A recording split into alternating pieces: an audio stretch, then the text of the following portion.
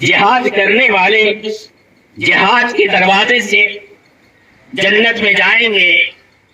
رسول اللہ صلی اللہ تعالی علیہ وسلم نے کہتے کہتے جنت کے آٹھوں دروازے گنا دیے۔ روزہ رکھنے والے روزے کے دروازے سے جائیں گے۔ رسول اللہ صلی اللہ تعالی علیہ وسلم کی خدمت اقدس میں سیدنا ابو بکر صدیق رضی اللہ تعالی عنہ نے پوچھا، سیدنا ابو بکر صدیق رضی اللہ تعالی عنہ نے پوچھا، یا رسول اللہ کوئی ایسا بھی ہے جو جنت کے آٹھوں دروازوں سے جائے گا؟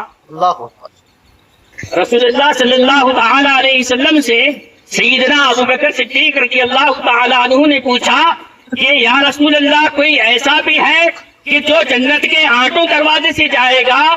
تو اللہ کے رسول صلی اللہ تعالی علیہ وسلم نے کیا بہترین جواب دیا۔